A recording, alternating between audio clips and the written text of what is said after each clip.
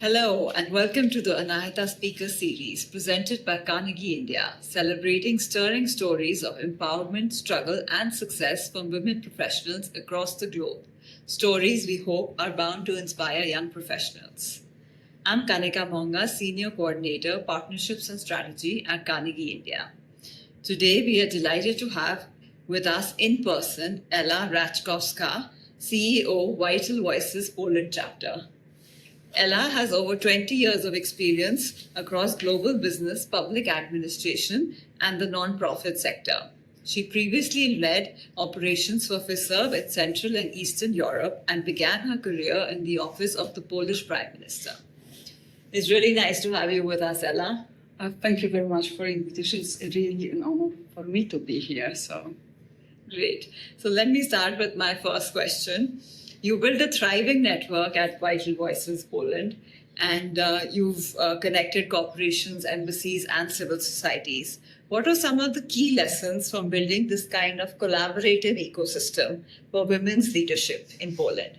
Let me answer this way. First, I do love people. I always love them, and I think there is much better good side of everyone than the bad side. Just sometimes some people do not have this opportunity to show it or to understand it. Mm-hmm. So first, what my learning. So as I said, I had the sometimes challenge, but sometimes pleasure to work for various sectors. Mm-hmm.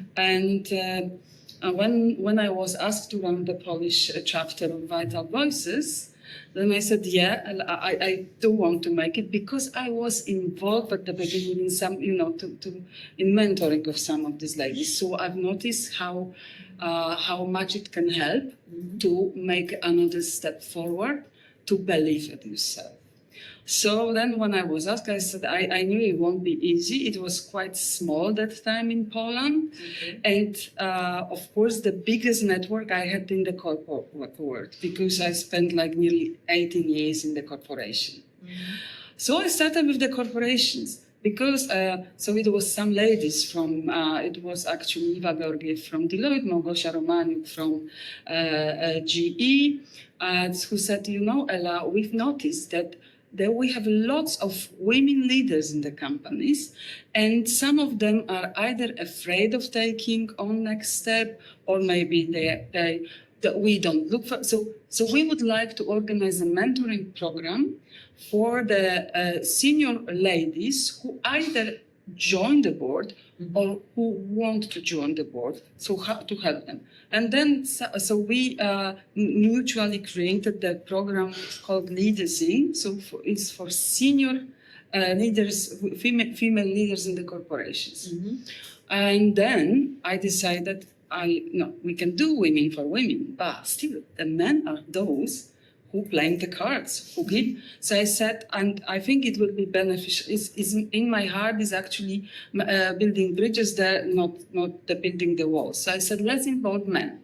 Mm-hmm. So mentors in this program were only board members, president, board members of the also big corporations, and half of them were men.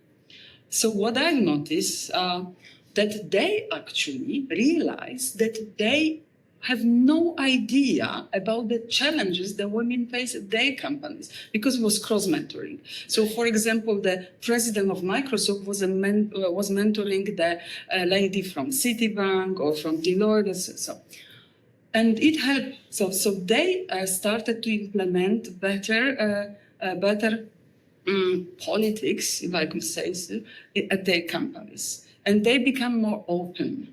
And the same, so some women had a female mentor, some had a male mentor. So me personally, I did the matching. I do the matching. Okay. So it's challenging, but at the same time, I could see something that, for example, if there is a lady who needs the mentoring about a work-life balance, it probably female mentor would be better. But some of the, there was like COO of the one company who was a mentee, and she said, actually, thank you for this mentor.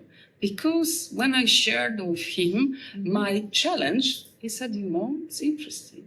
I don't know any man who would even think. So it was like different perspective, and also because there was various sectors, all participants and mentors and mentees said that it was like a refreshing perspective to see how other sectors do. So I don't know if I'm answering your question right, but I'm just giving you that all in all. Making these people together, and this program was the example of the corporate program, but we also done the open mentoring program where we had ladies from corporations, entrepreneurs, journalists, artists. So seeing the different perspective, seeing that the same challenge actually could be approached in a different way, or maybe let's discuss it between. So lots of new ideas, inspiration. And what was very important, and also very, very common, that very often we think this is our challenge, this is our problem. And then when we learn that actually many, many more people have the same challenges, it helps. Yeah. So, so that there are similar challenges in various sectors. I think what made this network so successful, that most of the people were coming, good atmosphere, understanding. I cannot promise that no one is judging anyone. We as a humans have this tempting to judge, but it's open, it's honest, and like that we don't have to hide who we are, and we don't have to hide what we are afraid of. So all in all, and then the program for teenage girls was more even helping, because when I had the girls who wanted to become a doctors or scientists, then I had to find the mentors from this sector. So now, as a Vital Voices in Poland, we have a probably most interesting network, because we connect all words, or as I sometimes call it, fairy tales. So we have scientists, we have journalists, we have culture, we have diplomats, we have corporations, we have entrepreneurs. And was it a challenge to find all the mentors, or you could, meet them and convince them and make them part of this amazing network? I think, looking back, I always try to be very positive. And I always believe that there are not impossible things if something depends on people. And then I was so enthusiastic about it. And then, so even now when we talk about it, Ella, we already decided, no, we cannot, it's too difficult. I said, no, we cannot stop it. We have to do this. Yeah, so beginning were not easy, but I think I built also some connections from my years at the corporation, so to start. And it was in 2016, maybe 2017, and one of it was a man who was running another organizations for the tech experts and tech leaders, and he asked me, Ella, how do you do this? That actually no one can say no to you. And then I started to think about it, and I said, actually, if I think about myself, I never refused any help or any answer, if I only could.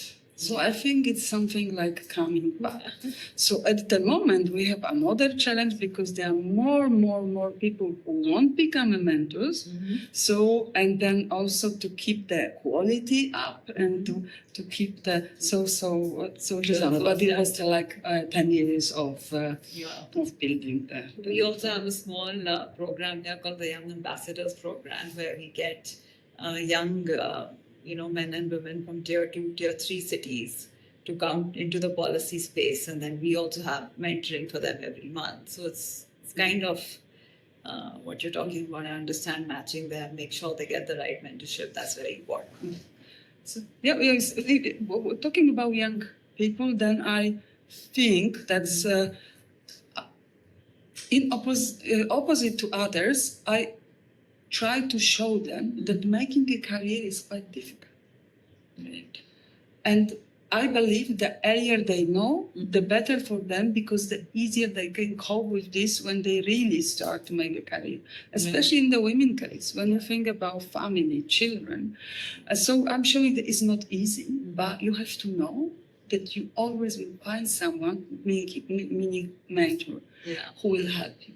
And then also, the earlier you start to build a network of similar people around you, also they will support you, they will help you in the most challenging moments. Yeah.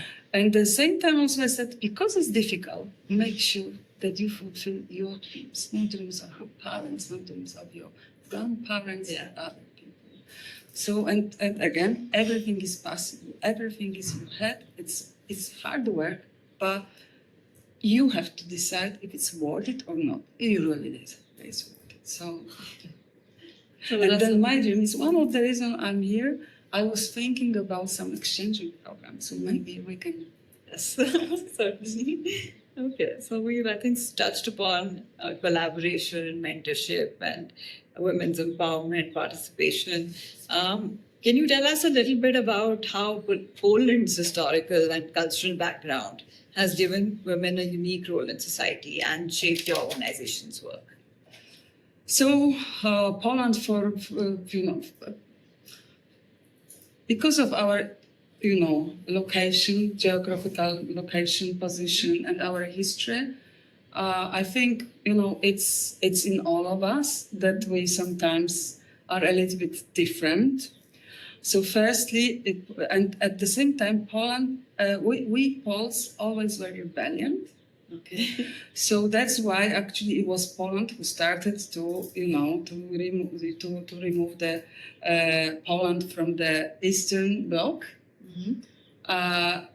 It's one hand, but also at the same time it was quite tough. It was difficult. So our mothers, our grandmothers had to be very, I would say, entrepreneurs. They had to work, they had to share the children care, looking after the family, at the same time earn money, because there was so that's always we were brave. So as a kids of them, we never thought, oh, something is for women, something is not for women. Where still there are some places in Poland, like in all countries, communities think that there is a girly thing to stay home. And what I do believe that if you are a woman who want to stay at home and look after family, there is nothing bad about this. And also it shouldn't be like a pressure that you have to. But if you want to make a career, also it has to be your choice. And sharing, that's another challenge. Women with the bears are brought up this different way, that we have to be nice, kind, sweet, smiley. Everyone should like us, and we have to, to meet the others' expectations. Those very often women become much more perfectionist than men, which I do everything to fight this, because I used to be perfect. Nobody is perfect. And perfectionism for me is like kind of the illness. And I'm trying to show everyone, mentors, mentees, girls, women, that we just should think that we are good enough.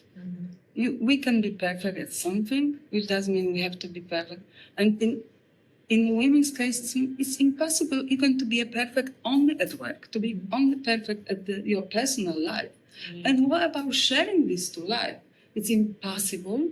And that's why actually some women resign of their dreams. So all in all, nobody's perfect. If someone would be, nobody would like this person. So I'm showing this to these ladies. So just be yourself. You have to live in line with your values.